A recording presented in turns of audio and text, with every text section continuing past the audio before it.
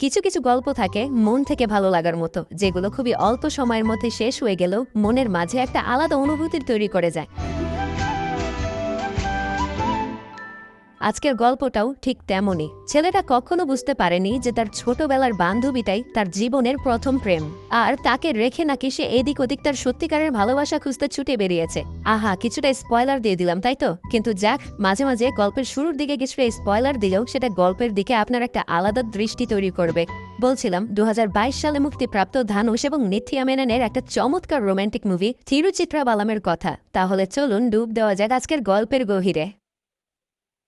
এই ছেলেটার নাম তিরু। বর্তমানে সে তার শহরে খাবার ডেলিভারি করার কাজ করে।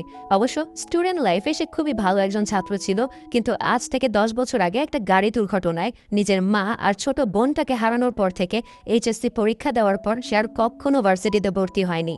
অর্থাৎ সেখান থেকে তার লেখাপড়া বন্ধ, যার কারণে আজকে তার ভালো একটা মেধা থাকা সত্ত্বেও তাকে এই ফুড ডেলিভারির কাজই করতে হচ্ছে। এরকমই এক রাতে সে তার স্কুটিতে শুয়ে শুয়ে তার খাবার রেডি হওয়ার অপেক্ষা করছিল। আর এখানকার সবাই মূলত তাকে বিতু বলেই ডাকে, কারণ তিরু কখনোই তার আশেপাশের কোনো ঝামেলায় জড়াতে পছন্দ করত না। আর সাদাসিধা ছেলেদের সবাই এভাবেই খেপায়। পিছনে একটা খাবার দোকান থেকে একজন তাকে ভিতু বলে ডাক দিয়ে বলে, ওই তোর খাবার রেডি হয়ে গেছে, নিয়ে যা। তারপর সেই খাবার নিয়ে তিরু বেরিয়ে পড়ে তার ডেলিভারি দেওয়ার জন্য। তবে তিরু যখন অ্যাড্রেস অনুযায়ী সেখানে পৌঁছায়, সে দেখতে পায় এ তো তারই কলেজ লাইফের বন্ধু। সেখানে তিরুর আরও কিছু বন্ধু বান্ধবও ছিল, তাই তিরুর সেই বন্ধু তাকে ভেতরে আসতে বলে। ঠিক তখনই সে ভেতরে তার কলেজ লাইফের ক্রাশ অনুষাকে দেখতে পায়, আর তাকে দেখে কি যেন মনে করে সে ওখান থেকে চলে যায়। আসলে ঘটনাটা হলো, কলেজ লাইফে সে কখনোই অনুষাকে তার মনের কথা বলতে পারেনি। আর আজকে যেহেতু সে তার সামনে একজন ডেলিভারি বয়, তাই তাদের সাথে দেখা করে সে উল্টো আরো লজ্জা পাবে। তাই বাইরে একটা জায়গায় সে এই বিষয়টা নিয়েই ভাবছিল। তার পাশেই কিছু পোলাপান তখন মারামারি শুরু করে। আর যেহেতু তিরু কিছুটা ভীতু প্রকৃতির ছিল, তাই কেউ একজন তাকে জোর করে ওই মারামারির ভেতরে ঠেলে দেয়। আর যার কারণে সেখানে পুলিশ এসে ওই পোলাপানদের পাশাপাশি তাকে ওই স্টেশনে নিয়ে আসে। আর ওখানকার থানার ওসি সবাইকে বাদ দিয়ে শুধুমাত্র তিরুকে একটা কষিয়ে চর মারে। সাথে ওই দিন সবাইকে ওয়ার্নিং দিয়ে ছেড়ে দেওয়া হয়। আর বিনা কারণে শাস্তি পেয়ে তিরু হতাশ হয়ে বাড়িতে ফিরে আসে। কিন্তু আশ্চর্যের বিষয় এটা যে একটু আগে তিরুকে যে ওসি চর মারল, সেটা অন্য কেউ নয়, তিরুরই বাবা। তিরুর ফ্যামিলিতে মোট তারা 3 জন, তিরু, তিরুর বাবা এবং তার দাদা। তিরুর মা আর ছোট বোনের কথা তো শুরুতেই বললাম, তারা একটা গাড়ি অ্যাক্সিডেন্টেই মারা গিয়েছিল। মূলত এই সংসারে তারা 3 জনই কোনো রকমের দিন পার করছে। তিরুর সাথে তার বাবার সম্পর্কটাও তেমন একটা ভালো নয়। তারা একে অপরের সাথে কথাও বলে না। আর এর পেছনেও একটা কারণ আছে, যেটা গল্পের মাঝখানে গিয়ে আমরা জানতে পারবো, তাই দেখতে থাকুন।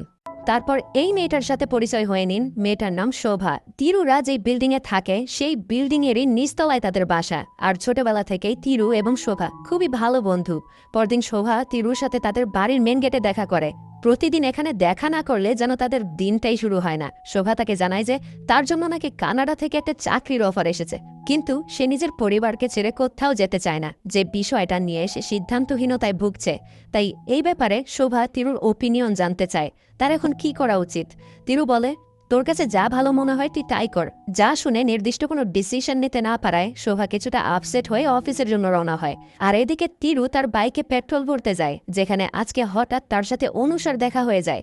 অনুষা সেদিন তিরুকে দেখেছিল, তাই সে জিজ্ঞাসা করে, সেদিন আমাদের সাথে দেখা না করে চলে গিয়েছিলে কেন? তিরু বলে, আসলে অনেকেই তাদের পুরনো বন্ধুদের কথা মনে রাখে না, আমি ভেবেছিলাম হয়তো তুমি আমাকে ভুলে গিয়েছ, এই আর কি।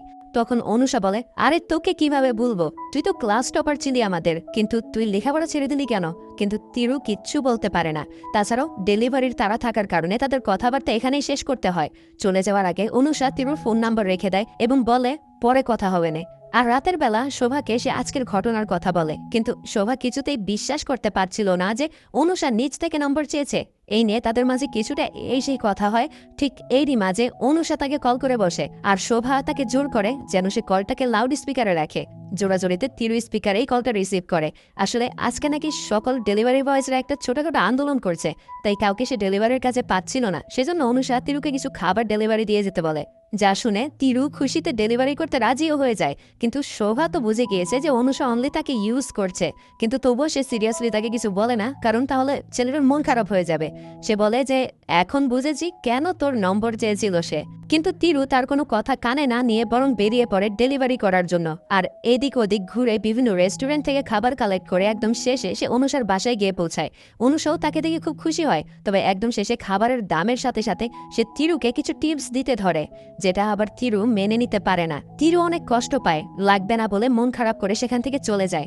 অবশ্যই এই ঘটনায় অনুষাও বিষয়টা বুঝতে পারে আর পরে আফসোস করে। আর এদিকে তিরু সোজা শোভার বাসায় গিয়ে ওঠে। তিরুর চেহারা দেখে শোভার বুঝতে দেরি হয় না যে কিছু একটা অবশ্যই খারাপ হয়েছে। শোভা তিরুকে বারবার জিজ্ঞাসা করে যে কি হয়েছে বল। তখন তিরু তাকে সবকিছু খুলে বলে, যেই কথা শুনে শোভা একদম তার মুখের ওপরে হাসতে শুরু করে এবং বলে, দেখ আমি আগেই বুঝে গিয়েছিলাম ও তোকে ব্যবহার করছে, বলিনি কারণ আমি তোর মন ভেঙে দিতে চাইনি। আর শোভার কাছ থেকে এইসব কথা শুনে তিরুর মন আরো বেশি খারাপ হয়ে যায়। তাই সে তার বাসায় চলে আসে। বাসায় তিরুর বাবা ঘরের কিছু কাজ করছিল আর তার দাদা টিভিতে নিউজ দেখছিল। নিউজে দেখানো হয় শহরে কিডন্যাপারদের আতঙ্ক অনেক বেড়ে গিয়েছে। ইতোমধ্যে অনেক বাচ্চাই কিডন্যাপ হয়েছে, যেটা তাদের জন্য স্বাভাবিকই ছিল। পরদিন রাতে তিরু নিজের ডিউটি অনুযায়ী একটা হোটেলে খাবার ডেলিভারি করতে যায়। তবে আজকে সে একটা ভুল রুমে নক করে ফেলে। আর যখন একজন দরজা খুলে তিরু দেখতে পায় রুমের ভেতরে মোট 2 জন লোক এবং তারা সম্ভবত একটা বাচ্চা মেয়েকে মুখ বেঁধে রেখেছে। ব্যাপারটা তার কাছে সন্দেহজনক মনে হয়, তাই তিরু অভিনয় করে যে সে কিছুই দেখেনি। আর তারপর সোজা সেখানকার পুলিশ স্টেশনে গিয়ে পুলিশকে ইনফর্ম করে। আর ওই স্টেশনের ওসি ছিলেন তিরুরই বাবা, কিন্তু তিরু তার বাবার সাথে কোনো প্রকার কথা বলে না, অন্য একজনকে এই বিষয়টা জানায়। তাই তারপরে পুলিশ তাকে নিয়ে ঘটনাস্থলে চলে যায় এবং দেখা যায় তার কথা অনুযায়ী সত্যি সত্যি এখানে 2 জন একটা বাচ্চা মেয়েকে আটক করে রেখেছে। পুলিশ তাদেরকে গ্রেফতার করে। পরদিন সকালে তিরু আর তার দাদা মিলে নিউজ দেখছিল, যেখানে ওই 2 জন অপরাধীকে ধরার সকল ক্রেডিট তিরুর বাবাকে দেওয়া হচ্ছে। এমনকি তখন তার বাবা বাসাতেই ছিল। তাই তিরু ওনাকে শুনিয়ে শুনিয়ে বলছিল, এই পুলিশেরা কি করেছে? কিচ্ছু করেনি, আমি তো সব করেছি। এখন ওরা সবার সামনে হিরো হয়ে যাচ্ছে। যেই কথাগুলো শুনে তিরুর বাবা অনেক রেগে যায়। রাগের মাথায় উনি তিরুর মাথায় একটা থাপ্পড় দিয়ে বলে, আমার কাজ নিয়ে কেউ কোনো কথা বলবে আমি সেটা সহ্য করব না কিন্তু। যার কারণে তিরুও তখন রেগে গিয়ে তার সামনে থাকা ছোট টেবিলটায় লাথি মেরে বাইরে চলে যায়। অর্থাৎ বাবা ছেলের সম্পর্কটা কিন্তু তেমন ভালো নয়। তারা বিশাল একটা সময় যাবৎ কথা পর্যন্ত বলে না। আর তাদের এই সকল হাউকাউ শুনে শোভা তিরুর দাদার কাছে কি হয়েছে জানতে চায়, যার কারণে তিনিও শোভাকে সবকিছু বলে। আসলে শোভারা তাদের বাড়ির নিচতলায় থাকলেও দুজনের ফ্যামিলি নিয়ে সবসময় খোঁজ খবর রাখে। আর এই শুনে শোভা তিরুর বাবার কাছে গিয়ে বলে, কতবার বলেছি আপনি ওকে শাসন করেন, বকা দেন, যা ইচ্ছা তাই করেন, কিন্তু গায়ে হাত তুলবেন না। ও এখন বড় হয়েছে, আপনি যা করছেন খুব খারাপ করেছেন। আসলে শোভার সাথে শুধু তিরু না, তিরুর ফ্যামিলির সবাই অনেকটা ফ্রি, যেটা তার কথা শুনেই বোঝা যায়। আর আজকে এই ঘটনায় তিরু মন খারাপ করে ছাদে গিয়ে শুয়ে আছে। আর তখনই অনুষা তার মোবাইলে মেসেজ করে, কারণ ওই দিনের টিপসের ব্যাপারটা নিয়ে সে খুবই ডিস্টার্ব যে তিরুর সাথে সে এমনটা কেন করলো। তাই তিরুকে সে কয়েকবার সরিও বলে আর শেষে আগামীকালকে দেখা করার কথা বলে। তিরু একদম খুশি হয়ে যায়, রাজি হয়ে যায়। সাথে পরদিন প্রতিদিনের মতো যখন শোভা তাদের বাড়ির মেন গেটে তিরুর জন্য অপেক্ষা করছিল, তখন আজকে তিরু সেখানে আসে না। তাই সে আবারও বাসায় ফিরে আসে আর সরাসরি তিরুর দাদার কাছে আসে। তিরুর দাদা তখন মুখে ফেস প্যাক নিয়ে চেয়ারে বসে আছে। মানে বয়স হয়েছে, তবে আহ্লাদ ফুরায় নাই। এখনও নাকি তার বিয়ে করার শখ আছে। সেখানে সে যখন তিরুর কথা জিজ্ঞাসা করে তখন তিনি বলেন, ও তো বলল কোন এক মেয়ের সাথে দেখা করতে যাচ্ছে। আর এই শুনে শোভা বুঝতে পারে যে মেয়েটা অনুষা ছাড়া আর কেউ না। আর সে এই শুনে রেগে যায়, কারণ এমন একটা কথা সে তাকে জানালো না কিভাবে। এমনকি আজ সকাল থেকে সে তিরুকে কয়েকবার কল করেছে, কিন্তু তার কোনো খবরই নেই। শোভা তিরুর দাদাকে রাগ দেখিয়ে বলে, আজ থেকে ওর সাথে আমার কথা বন্ধ, 4-5 দিন কথা বলবো না, তারপর দেখিও কিভাবে থাকে। এই বলে শোভা অফিসে চলে যায়। এদিকে তিরু একদম ফর্মাল ড্রেস পরে একটা রেস্টুরেন্টে অনুষার জন্য অপেক্ষা করছে। একটু পরে অনুষা সেখানে চলে আসে আর এসেই প্রথমে তিরুকে জড়িয়ে ধরে, সেদিনের জন্য ক্ষমা চায়। আর সেই সময়টায় তিরুর মনেতে একদম লাড্ডু ফুটতে শুরু করে। আর ওই দিন অনেকটা সময় পার করে বিদায়ের সময় অনুষা তিরুর গালে একটা চুমু দেয়, যে কাণ্ড দেখে এবার তিরুর মনেতে একদম ফুরফুরা হয়ে যায়। সে ধরেই নেয় যে অনুষা তাকে পছন্দ করে। আর এদিকে রাত হয়ে গিয়েছে, এখনো তিরুর কোনো খবর নেই। তাই শোভার রাগটা যেন আরো ধীরে ধীরে বেড়ে যাচ্ছে। একসময় তিরু তাকে কল করে, কিন্তু শোভা তার কলটা ধরে না। যা দেখে শোভা ভাই এই কলটা রিসিভ করে। তিরু বলে, আরে আমার বাইক স্টার্ট হচ্ছে না, তাড়াতাড়ি আমাকে এসে নিয়ে যা, গাড়িও পাচ্ছি না, দেরি হয়ে গিয়েছে। আর হ্যাঁ, যতই রাগ থাকুক, শোভা এখন আর বসে থাকতে পারবে না।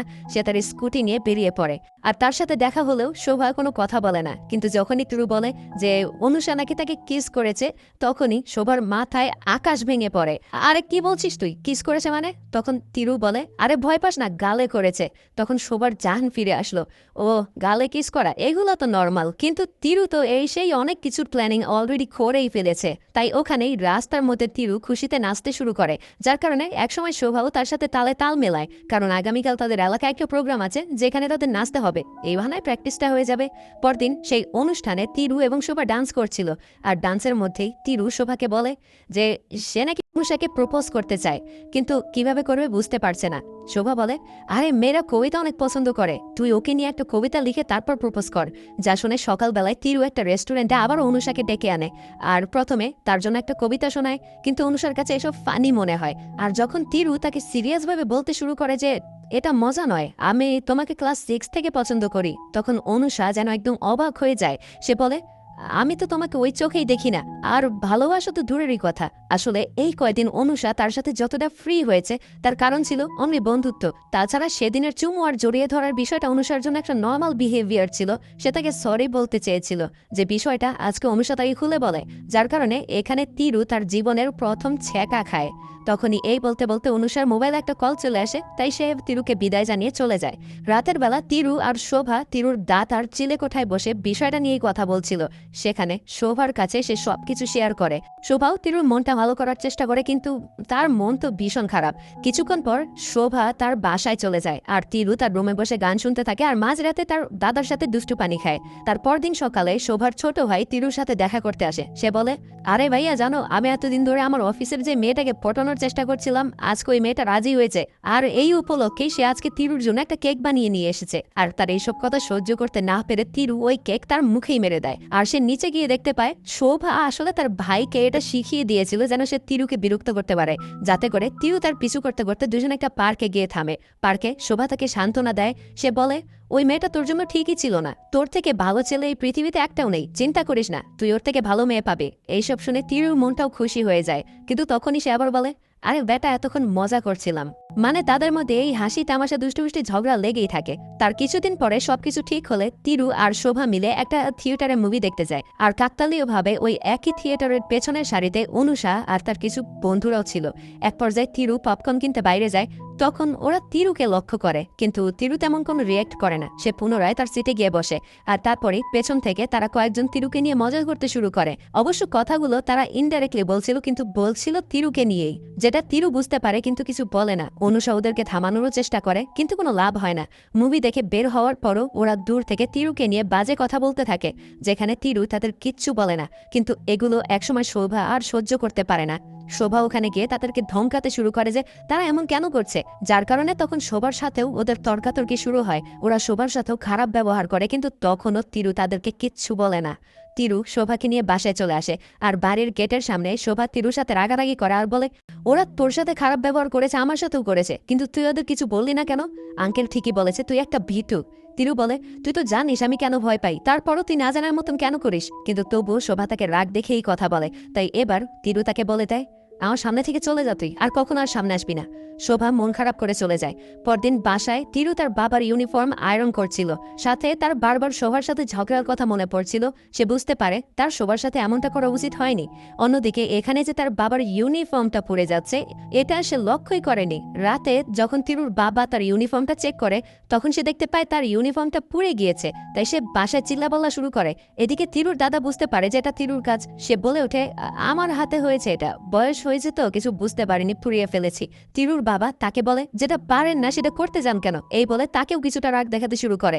তখন তিরু এবার বলেই ফেলে যে আমি পুড়িয়েছি, তাতে কি হয়েছে? যা শুনে তার বাবা এবার আরো বেশি রেগে যায়, কারণ তিরুর সাথে এমনিতেও তার কখনো কথা হয় না। তার উপর তিরু তার বাবার উপর অভিমান করে তার লেখাপড়া ছেড়েছিল।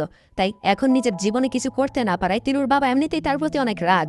সে তিরুর দাদাকে বলে, শুধু আপনার জন্য না হলে কবেই ওকে ঘর থেকে বের করে দিতাম। তিরু তখন সামনে থাকা খাবারের প্লেটটা ছুঁড়ে ফেলে দেয়, যা দেখে তিরুর বাবাও তখন এই প্লেটটা ফ্লোরে আছড়াতে আছড়াতে বলেন, আমি ওসব সিন ক্রিয়েট করতে পারি, কিন্তু করি না, তুই কি চাস বলতো? তখন তিরু বলে, আমি আমার মাকে চাই, আমি আমার বোনকে চাই, এনে দিতে পারবেন? আর না পারলে কথাও বলবেন না। আর এই কথা শোনার সাথে সাথেই তিরুর বাবা সম্পূর্ণ চুপ হয়ে যায়। আসলে তিরুর বাবা মা যে গাড়ি দুর্ঘটনায় মারা গিয়েছিল সেদিন একটা দিক থেকে তিরুর বাবা এটার জন্য দায়ী ছিল। সেদিন ওই গাড়ির ভেতরে তিরু আর তার সম্পূর্ণ পরিবার ছিল। সেটা এখন থেকে প্রায় 10 বছর আগের ঘটনা। তিরু তার বাবাকে অনেকবার করে বলছিল যেন গাড়ি চালানোর সময় সে মোবাইলটা ব্যবহার না করে, কিন্তু তিরুর বাবা সেদিন এই বিষয়টাকে গুরুত্বই দেয়নি। তিরু তাকে বারবার বলছিল, কিন্তু তবুও তিনি গাড়ি চালাতে চালাতে মোবাইল দেখছিল। যার এক পর্যায়ে তাদের গাড়ির সামনে হঠাৎ একটা ট্রাক এসে পড়ে, আর সেই অসাবধানতার কারণে ওই দিন গাড়ির পেছনে থাকা তিরুর মা আর তার ছোট বোনটা মারা গিয়েছিল। বেঁচে গিয়েছিল শুধুমাত্র তারা দুজন, কারণ তারা গাড়ির সামনে ছিল আর সামনে তেমন একটা ইম্প্যাক্ট পড়েনি। তারপর থেকেই তিরু তার বাবা মায়ের মৃত্যুর আসল দোষী হিসেবে তার বাবাকে দেখতে শুরু করে। সেদিন থেকেই তিরু তার বাবার সাথে কথা বলে না। ঘটনা আবারও বর্তমানে চলে আসে। সেই রাতে তিরু তার বাড়ির ছাদেই ঘুমায়, আর সেখান থেকেই পরদিন সকালে তার ডিউটিতে চলে যায়। তবে মাঝ রাস্তায় তার ফোনে শোভার কল চলে আসে। শোভা তাকে বলে যেন তাড়াতাড়ি করে সে সুরিয়া হাসপাতালে চলে আসে, কিন্তু কি হয়েছে সেটা সে বলে না। তিরু তাড়াতাড়ি করে হসপিটালে গিয়ে দেখে তার বাবা আইসিইউতে অ্যাডমিট। ডাক্তার এসে জানায় অতিরিক্ত স্ট্রেস আর প্রেশারের কারণে তিরুর বাবা গুরুতর ব্রেন স্ট্রোক করেছেন। তার শরীরের বাঁ পাশের অংশ সম্পূর্ণ প্যারালাইসিস হয়ে গিয়েছে। অবশ্য থেরাপির মাধ্যমে তাকে সুস্থ করা যেতে পারে, কিন্তু সেটা অনেক সময় সাপেক্ষ। তিরু বুঝতে পারে রাতে তার খারাপ ব্যবহার এবং তার মায়ের মৃত্যুর দোষারোপ করার পাশাপাশি এতদিনকার সকল কিছু তাকে একসাথে আষ্টে পিষ্টে ধরেছিল, যার কারণেই তার বাবার এই অবস্থা। তারপর কিছুদিন এভাবেই থাকার পর তার বাবাকে ডিসচার্জ করে দেওয়া হয়। যেহেতু গত 10 বছরে তিরুর সাথে তার বাবার ভালোই একটা দূরত্ব তৈরি হয়েছে, তাই ইচ্ছা থাকলেও সে তার বাবার টেক কেয়ার করার সাহস পায় না। নিজের মধ্যে তার অনেকটাই সংকোচ কাজ করে, তাই তার সকল দেখাশোনা এখন তার দাদাই করছে। কি এক পরিস্থিতি! এই বয়সে এসেও তাকে নিজের অসুস্থ ছেলের সেবা যত্ন করতে হচ্ছে, আর সেটা তার জন্য কতটা কষ্টের সেটা বলার মাইনে রাখে না। তিরু দূর থেকে তার বাবাকে দেখে এবং তার দাদাকে জিজ্ঞাসা করে, বাবা ঠিক আছে তো? দাদা বলে, তুই চিন্তা করিস না, এর থেকেও খারাপ অবস্থা তোর বাবা মোকাবেলা করেছে। বাবার এই অবস্থা দেখে তিরু আর নিজের চোখের পানি আটকাতে পারে না। কান্না করতে করতে বলে, আমি তো তাকে কখনো এই অবস্থায় দেখতে চাইনি। ওই তো ওই দিন আমাকে থানায় কি জোরে না চর মেরেছিল, সিংহের মতো হাঁটছিল ওই দিন, আর সেই মানুষটার এখন এই অবস্থা। আমি দেখতে পারছি না তাকে এভাবে। তিরু এরপর থেকে বাসার প্রায় সব কাজই করত। একদিন তিরুর বাবা তিরুর দাদাকে ডাকতে থাকে, তার নাকি প্রস্রাব করতে যেতে হবে। তাই তিরু তার দাদাকে ডাকতে গিয়ে দেখে সে তো ঘুমিয়ে আছে। আর এরই মাঝখানে তিরুর বাবা বিছানা থেকে নিচে পড়ে যায়। বর্তমানে সে নিজের পরনে থাকা কাপড়টাও নিজে ঠিক করার সামর্থ্য রাখে না। তাই তিরু আবারও তার দাদাকে ডাকতে যায়, কিন্তু সে তো গভীর ঘুমে মগ্ন। এখন কি করবে তিরু, কি করবে সে বুঝতে পারছে না। তাই একসময় নিজের অভিমান ভেঙে তিরু নিজেই তার বাবাকে তুলতে যায়। সে তার বাবাকে কোনো রকমে খাটে বসিয়ে রুম থেকে বের হতে যায়। তখন তার বাবা কান্না করে দেয় আর বলে, তুই কি আমাকে কখনো ক্ষমা করবি না? আমি জেনে বুঝে করিনি ওটা। হায় রে, আমার ছেলে আমাকেই ঘৃণা করে। এই নরকের জীবনে বেঁচে থেকে আমার কি হবে? ভালো হতো আমিও এই অ্যাক্সিডেন্টে বিদায় নিতাম। তাও প্রতিদিন মরার থেকে একদিন মরে যাওয়া অনেক ভালো ছিল। এইসব কথা শুনে তিরুও আর নিজের অভিমান ধরে রাখতে পারে না। সে বাসা থেকে বের হয়ে যায়। এখন যেন তার আর নিজের বাবার প্রতি কোনো ঘৃণা নেই। এরপর থেকে তিরু সবসময় সকল বিষয় নিয়ে তার বাবার সাথে কথা বলে। কাজে বের হওয়ার সময় সে তার বাবাকে বলে বের হয়, আর বাসার সব কাজ তার দাদা করে। একদিন তিরুর দাদা তাকে জানায়, তুই যা ইনকাম করিস তা দিয়ে এই ঘর চলবে না, কারণ তোর বাবার ইনকাম বন্ধ হয়ে গিয়েছে। অন্যদিকে ওষুধের খরচও বেড়ে গিয়েছে। আর আজকে এই প্রথম ফ্যামিলির খরচ দেখে তিরু রীতিমতো অবাক হয়ে যায়। আর হ্যাঁ, এটা শুধু তিরুর ক্ষেত্রেই নয়, মিডল ক্লাস পরিবারের প্রত্যেকটা ছেলেদেরই এমন সময়ের মুখোমুখি হতে হয়। এখন সে আসলে কি করবে কিছু বুঝতে না পেরে সোজা শোভার কাছে সাজেশন চাইতে চায়। শোভা তাকে বলে, বাবার উপর রাগ করে তো তুই পড়াশোনা ছেড়ে দিলি, পড়াশোনাটাই শুরু কর এখন, কারণ তুই তো ভালো ছাত্র ছিলি। আমি বিশ্বাস করি এখন শুরু করলে তোর রিকভার হতে সময় লাগবে না। কয়দিন তোর দাদাকে বল তোর বাবার পেনশন আর সঞ্চয়ের টাকা দিয়ে কোনো রকমে চালিয়ে যেতে।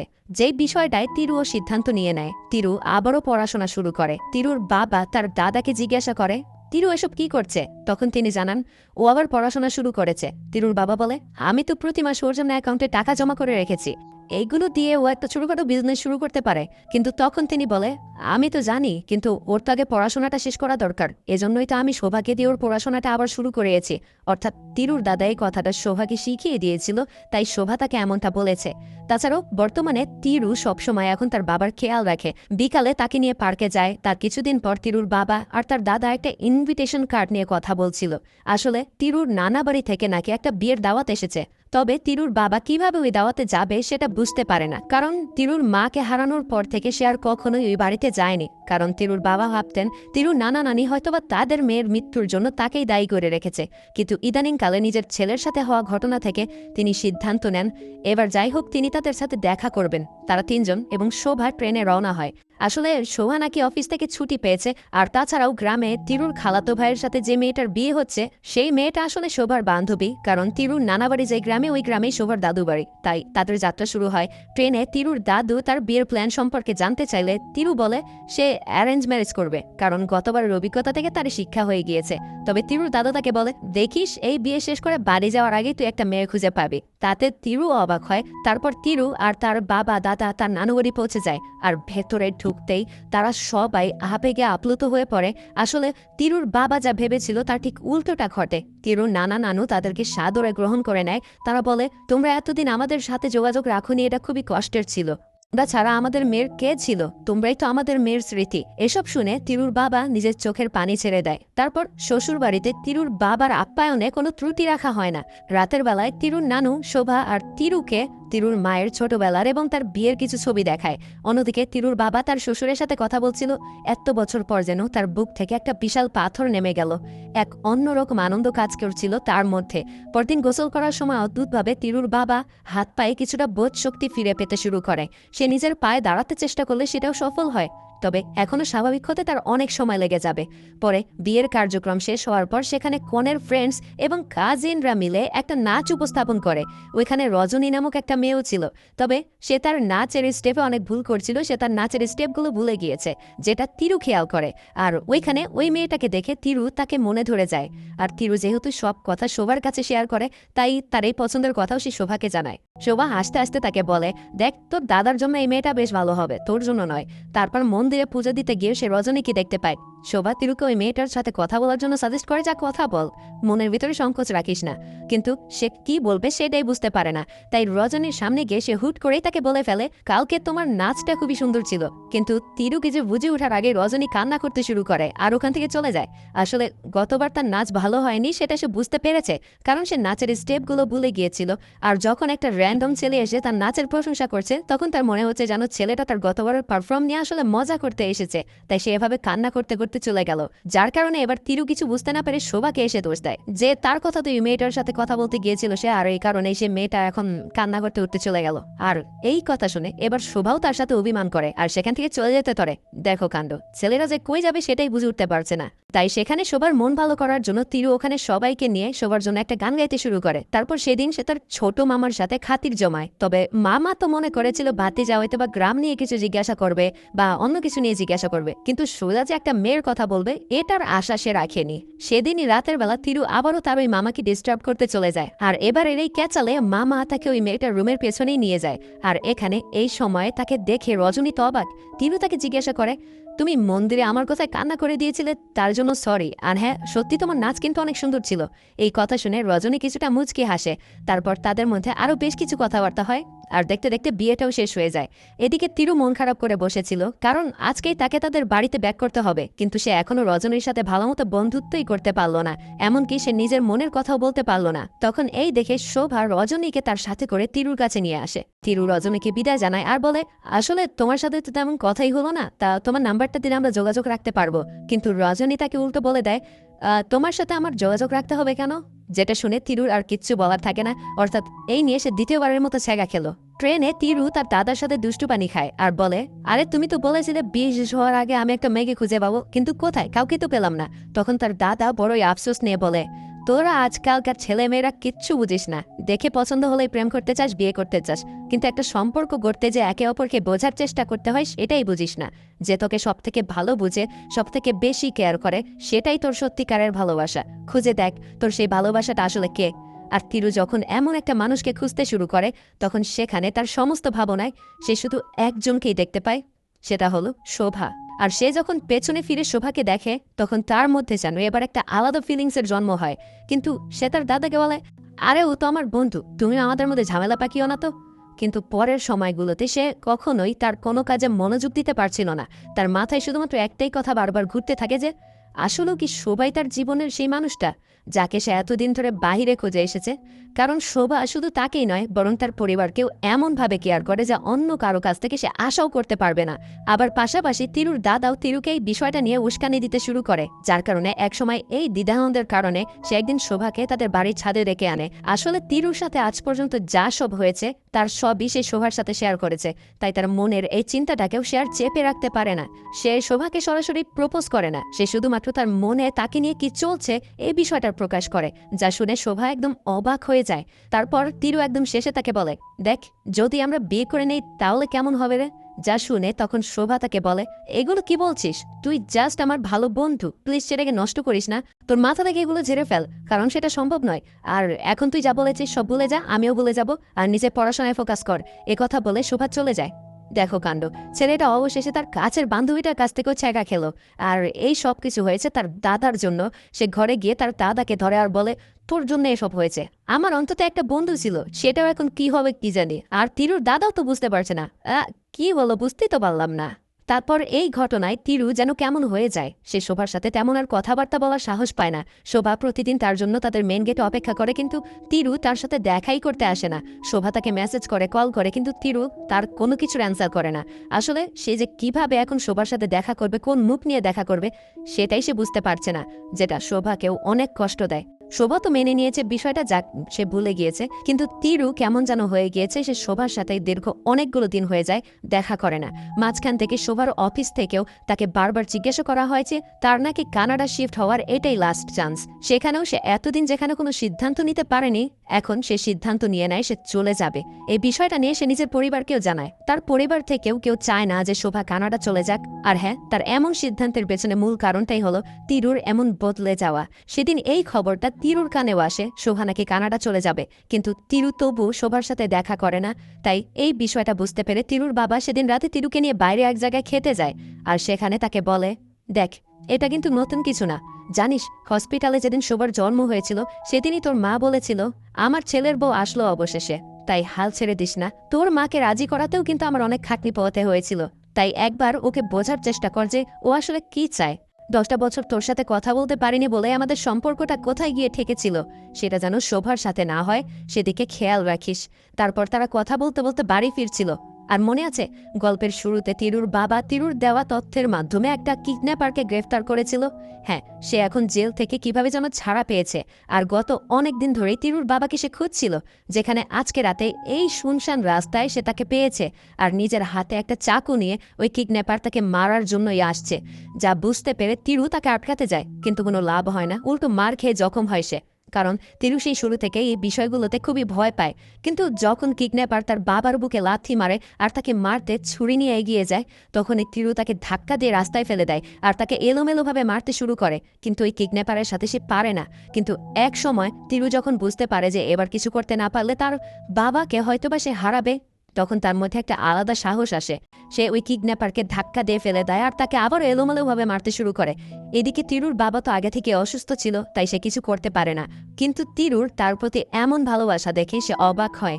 আর একসময় তিরু একটা বড় পাথর নিয়ে কিডন্যাপারের বুকে আঘাত করে, আর ওই রাতেই তিরুকে হাসপাতালে নিয়ে যাওয়া হয়, কারণ এই কিডন্যাপারের সাথে হাতাহাতিতে সেও অনেক গুরুতর আহত হয়েছে। শোভা হাসপাতালে এসে তিরুর এই অবস্থা দেখে আর ঠিক থাকতে পারে না, কিন্তু তবু সে নিজেকে সামলে নেয়। আর তার কিছুদিনের মধ্যেই তিরু সুস্থ হয়ে বাসায় ফিরে আসে, যার পর দিন থেকেই আবারও সে কাজে বেরিয়ে পড়ে। এই ঘটনায় তিরু এবার তার পরিবারের দায়িত্ব নিতে শিখেছে, কিন্তু শোভার সাথে সে এখনো দেখা করেনি। এমনকি তিরু যে কদিন হাসপাতালে ছিল সেই কদিন শোভা বাহিরে থেকে ডাক্তারের সাথে কথা বলে তিরুর খোঁজ খবর নিয়েছে, কিন্তু সরাসরি তার সাথে দেখা করেনি, কারণ তার মধ্যে একটা অভিমান জন্মে গিয়েছে। তবে আজকে শোভা তিরুর বাসায় আসে, কিন্তু তিরুকে সে কোথাও পায় না। সে তিরুর দাদাকে জিজ্ঞাসা করে ও কোথায় গেছে। দাদা বলে ও তোর কাজে চলে গিয়েছে, কিন্তু শোভার কথা, কালকে তো বাসায় ফিরল, ডাক্তার তোকে রেস্ট করতে বলেছে। আসলে আজকেই শোভার কানাডার উদ্দেশ্যে ফ্লাইট। সে তাকে জিজ্ঞাসা করে আপনি কি বলেছেন ওকে যে আমার আজকে রাতেই ফ্লাইট? তখন তিরুর দাদা বলে আমি ওর এই অবস্থায় ওকে কিভাবে বলবো এই কথা, তুই বলে দিস। আসলে শোভা আজকে রাতেই চলে যাবে কানাডা, কিন্তু তিরু তার কিচ্ছু জানে না, কারণ গত 20টা দিন ধরে তাদের মধ্যে কথা অথবা দেখা সাক্ষাৎ কোনোটাই নেই। তাই শোভার মধ্যেও একটা অভিমান জন্মে গিয়েছিল। কিন্তু আজকে শোভা নিজের অভিমান ভেঙে তিরুকে কল করে আর বলে, আমি তো কানাডা চলে যাচ্ছি, 2 বছরের আগে ফিরতে পারবো না। আর এই কথা শুনে তিরুর মন আরও খারাপ হয়ে যায়, কিন্তু সে শোভাকে বুঝতে দেয় না। তবে তার ভেতরের কষ্টটা যেন ধীরে ধীরে বাড়ছে, কারণ সেই ছিল তিরুর একমাত্র বন্ধু, যার সাথে সে নিজের হাসি কান্নার সকল কিছু শেয়ার করত। তবে শোভা একদম শেষে একটা কথাই বলে, রাতের বেলা আমার ফ্লাইট, যদি সময় থাকে তাহলে শেষবারের মতো এয়ারপোর্টে দেখা করতে আসিস। ওদিকে রাত হয়ে যায়, শোভাও তার পরিবারের থেকে বিদায় নেয়। শোভার ছোট ভাইটা ভালো মতোই বুঝতে পারছে তিরুর অনুপস্থিতি তার বোনটাকে খুবই কষ্ট দিচ্ছে, কিন্তু কিচ্ছু করার নেই। তিরুর দাদা আর তার বাবার কাছেও সে বিদায় নেয় আর সোজা চলে যায় এয়ারপোর্টের ভেতরে। আর এদিকে তিরুও এবার নিজের সকল সংকোচ বাদ দিয়ে রওনা দিয়ে দেয় এয়ারপোর্টের উদ্দেশ্যে, কিন্তু মাঝ রাস্তায় তাকে ট্রাফিক পুলিশ আটকে দেয়, কারণ তার হেলমেট ছিল না। তিরু পুলিশকে অনেক বোঝানোর চেষ্টা করে যে তার কাছের মানুষটা তার দেশ ছেড়ে চলে যাচ্ছে, তার সাথে শেষ দেখাটা সে করতে যাচ্ছে, কিন্তু পুলিশ তার কোনো কথা শোনে না। আর ওদিকে অবশেষে শোভার ফ্লাইটের সময় হয়ে গেছে, কিন্তু তিরু এখনও তার সাথে শেষ দেখাটা করতেও আসলো না। সে ভেবে নেয় হয়তোবা তিরু তার সাথে দেখাটাও করতে চায় না, হয়তোবা সে আসবে না, যার কারণে অবশেষে তাকে সময় মতো টেক অফ করতে হয়। শোভা প্লেনের মধ্যেই কান্নায় ভেঙে পড়ে আর বাসায় ফিরে তিরু তার বাবাকে জড়িয়ে ধরে কান্না করে। পরদিন সকালে শোভার ভাই তিরুর কাছে অনেকগুলো গিফট আর চিঠি নিয়ে এসে তার সামনে ছড়িয়ে দেয় আর বলে, সব তোমার জন্য রেখেছিল আমার বোনটা তোমাকে দেবে বলে। তুমি তো তাকে প্রপোজ করেছো কয়েকটা দিন আগে, কিন্তু আমার বোনটা তোমাকে সেই ক্লাস 6 থেকে ভালোবাসে, যেটা কখনো বোঝার চেষ্টা করনি, যেটা শুধু আমি জানতাম। যখনই দিদি তোমাকে নিজের মনের কথা বলতে চেয়েছে, তখনই তুমি অন্য একটা মেয়ের কথা এসে দিদিকে বলেছো, কিন্তু কেন একদম শেষে এসে তোমার প্রপোজ অ্যাকসেপ্ট করলো না জানো? যখন তুমি দিদিকে প্রপোজ করেছো, তখন দিদি ভেবেছিল তুমি হয়তোবা 2জন মেয়ের কাছে রিজেক্ট হওয়ার পর শেষমেশ কাউকে না পেয়ে তার কাছে এসেছো। সে ভেবেছে হয়তোবা তুমি তাকে আসলে ভালোবেসে নয়, বরং ঠেকায় পড়ে তার কাছে এসেছো। আর সে তোমার ঠেকার ভালোবাসা চায় না, তাই দিদি না করেছিল তোমাকে। কিন্তু তবুও সে আশা রেখেছিল যে তুমি আবারও আসবে তার কাছে, তাকে মানাবে, আর সেখানে তুমি তো তার সাথে কথা বলাই বন্ধ করে দিলে। আর এই কথাগুলো শোনার পর তিরু বুঝতে পারে যে কাকে সে হারালো, অনেক বড় ভুল হয়ে গিয়েছে তার। কিন্তু এখন অনেক দেরি হয়ে গিয়েছে, তার আর কিছু করার নেই। তারপর আর অনেকগুলো দিন কেটে যায়, শোভাও নিজের কাজে ব্যস্ত হয়ে পড়েছে। ঠিক আজকে প্রায় 2 মাস পর তিরু তাকে কল করে। তিরু তাকে ভিডিও কল করেছে, যেখানে সে তাকে কিচ্ছু বলছে না। আর আজকে এতদিন পর তিরুকে দেখে শোভা আর স্বাভাবিক থাকতে পারে না, সে কাঁদতে শুরু করে আর বলে, আমার এখানে ভালো লাগছে না, তোকে ছাড়া বড় একা লাগে, আমি কালকে ইন্ডিয়া চলে আসবো, আমি আর এখানে থাকতে পারবো না, তুই আমাকে ছেড়ে ওখানে কিভাবে ভালো আছিস? এই বলে কাঁদতে শুরু করে। আর তখনই তিরু তাকে বলে, আমি তো ওখানে নেই রে, পেছনে তাকা। আর শোভা তার পেছনে তাকিয়ে দেখে সেখানে তিরু দাঁড়িয়ে, আর ওখানে তাকে দেখে শোভা যে তাকে কি বলবে কিচ্ছু বুঝতে পারছে না। তিরু বলে, তুই আমার জন্য অনেক কিছু করেছিস, যেখানে আমি তোর জন্য কিছুই করিনি। তুই আমাকে এত ভালোবাসিস, আমি কখনো বোঝার চেষ্টাও করিনি, ক্ষমা করবি আমায়? আর তার এই কথায় শোভার মধ্যে কোনো রাগ অভিমান আর বাকি থাকে না। শোভা তাকে জড়িয়ে ধরে নিজের মনের সমস্ত আবেগ উজাড় করে দেয়। আর তার ঠিক পরের মাসেই শোভা তার কাজ রেখে তিরুর সাথে ইন্ডিয়া চলে আসে, যেখানে পরবর্তীতে তাদের খুবই সুন্দরভাবে বিয়ের ধাপটা সম্পন্ন হয়, যেখানে তাদের 2 পরিবার খুবই আনন্দের সাথে তাদের আত্মীয়তার সম্পর্ক তৈরি করে নেয়। কিন্তু এরপরে সমস্যাটা হলো, তারা দুজন প্রায় সময়তেই ভুলে যায় যে তাদের বিয়ে হয়ে গিয়েছে, তারা এখন বিবাহিত কাপল। আর বেশিরভাগ ক্ষেত্রে তারা সেই আগের মতোই বন্ধু হয়ে ঘোরাফেরা করে, যেখানে হাসি তামাশা, শয়তানি, ফাইজলামি, ঝগড়া বিবাদ লেগেই থাকে তাদের মধ্যে। আর হ্যাঁ, এই অনুভূতিটাই যেন এই সম্পর্কের সবথেকে সেরা একটা বিষয়। যাক, আজকের গল্প এখানেই শেষ করতে হয়। তা কেমন লাগলো সিনেমাটা সেটা কমেন্ট বক্সে জানাতে পারেন। আর বিশেষ করে আমার উপস্থাপনায় গল্পটা কেমন লেগেছে সেটা বলে যাবেন। কোনো বিষয় ইমপ্রুভ করার থাকলে সেটাও বলবেন, তাহলে আমি পরবর্তীতে ওই ভুলটা আর করবো না। আর এই যে স্ক্রিনে ভিডিও ভেসে উঠেছে, চাইলে ক্লিক করে দেখা শুরু করতে পারেন। আর নতুন হয়ে থাকলে সাবস্ক্রাইবের বাটনটা ক্লিক করে রাখবেন, তাতে পরবর্তী ভিডিও দেওয়ার সাথে সাথে আপনি পেয়ে যাবেন। আর অবশেষে ভিডিওটা আপনি এই পর্যন্ত দেখেছেন, সেজন্য আপনাকে অনেক ধন্যবাদ।